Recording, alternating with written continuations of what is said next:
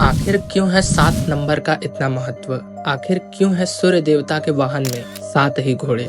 हमारे हिंदू धर्म में 7 नंबर का काफी ज्यादा महत्व है। सूर्य देवता के वाहन के विषय में यह कहा जाता है कि हमारे पूर्वज पहले से ही यह जानते थे कि सूर्य से निकलने वाली प्रत्येक किरणों में 7 रंग होते हैं, जिसे हमारी नग्न आंखों द्वारा नहीं देखा जा सकता।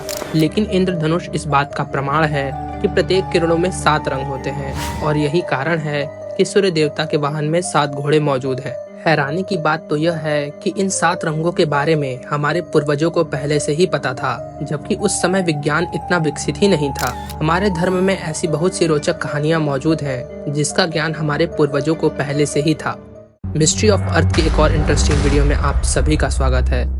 आज के इस वीडियो में हम आपको कुछ ऐसे ही रोचक कहानियों और तथ्यों के बारे में बताने जा रहे हैं, जिसका जवाब विज्ञान से पहले ही हमारे हिंदू पुराणों में दिया जा चुका है। आखिर क्यों है शनि देव का रंग काला? आपने कभी भी शनि देव की मूर्ति देखी होगी तो यह जरूर नोटिस किया होगा कि यह हमेशा काली ही रहती है। इसके पीछे भी एक अद्भुत कहानी छिपी हुई है। शनिदेव, जो कि सूर्य देव के पुत्र कहे जाते हैं, एक बार इनकी माता संज्ञा अपने पति से परेशान हो चुकी थी और कुछ समय के लिए अपने माता पिता के पास वापस जाना चाहती थी, लेकिन उन्हें कोई उपाय समझ नहीं आ रहा था और वह सूर्य देव को अकेला भी नहीं छोड़ना चाहती थी। इसलिए उन्होंने अपना एक क्लोन तैयार किया और उसका नाम उन्होंने छाया रखा। छाया से उन्होंने कहा कि आप हमेशा सूर्य देव के साथ उनकी पत्नी बनकर रहिए, और वह खुद अपने माता पिता के पास वापस लौट गई। सूर्य देव इन सभी बातों से अनजान थे और उन्होंने छाया को ही अपनी पत्नी मानकर जो भी संतान उत्पन्न किए, उनमें से एक है शनिदेव। उनकी माता छाया, जिसका अर्थ है परछाई या शैडो, और उनका पुत्र होने की वजह से ही उनका रंग भी काला था।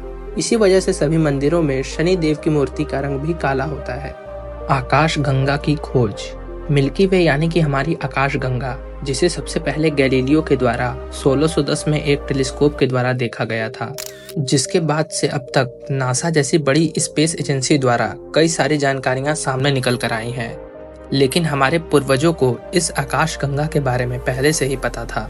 वे जानते थे हमारी पृथ्वी के अलावा और भी 8 ग्रह अंतरिक्ष में मौजूद हैं, जिसे आज हम सोलर सिस्टम के नाम से जानते हैं। इन 9 ग्रहों का हमारे हिंदू धर्म में काफी ज्यादा महत्व भी है।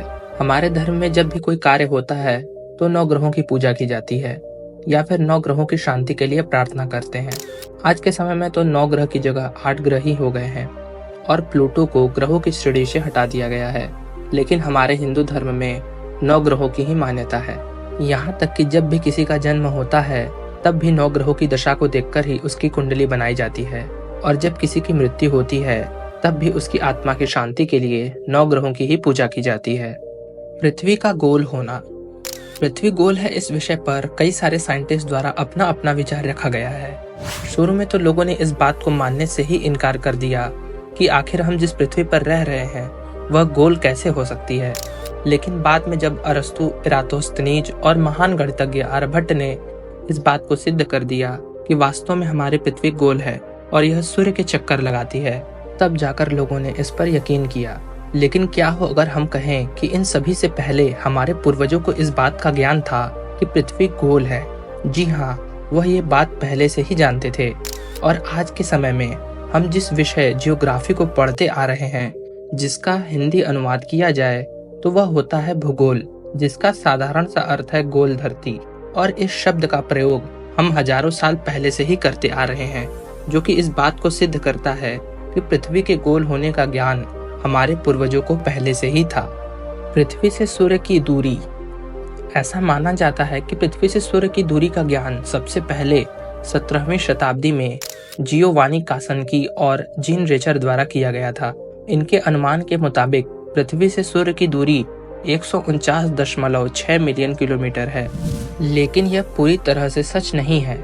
ऐसा साबित किया जा चुका है कि इनसे भी पहले हमारे हनुमान चालीसा में सूर्य और पृथ्वी के बीच की दूरी बताई गई है। हनुमान चालीसा के 18वीं चौपाई जुग सहस्त्र जोजन पर भानु लील्यो ताहि मधुर फल जानू को हिंदी वैदिक साहित्य के हिसाब से परखा जाए तब जुग यानी कि 12,000, सहस्त्र का मतलब 1,000 और 1 योजन का मतलब 8 मील माना जा सकता है। और यदि इसकी गणितीय गणना की जाए तो वह 15 करोड़ 36 लाख किलोमीटर निकल कर आती है।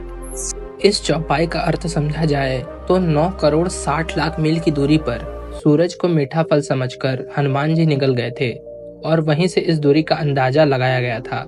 आपको बता दें कि 46वीं शताब्दी में तुलसीदास द्वारा अवधी भाषा में यह लिखी गई थी और इस दावे को सच माना जाए तो ये कई नए सवालों को भी जन्म देता है कि आखिर बिना किसी गणितीय ज्ञान के यह सब संभव कैसे हो पाया। इन सब फैक्ट्स के अलावा और कई सारे ऐसे फैक्ट्स मौजूद हैं जो कि ये साबित करते हैं कि हमारे हिंदू धर्म ने आज के विज्ञान को बहुत पीछे छोड़ दिया है और जिस विज्ञान को आज हम इतना विकसित मानते हैं वह वास्तव में पहले के मुताबिक कहीं न कहीं पिछड़ा हुआ प्रतीत होता है। ऐसी ही कई सारी अमेजिंग फैक्ट्स हम अपने आने वाले वीडियो में लाते रहेंगे। तब तक के लिए हमारे इस वीडियो को लाइक और चैनल को सब्सक्राइब करना ना भूलें। धन्यवाद।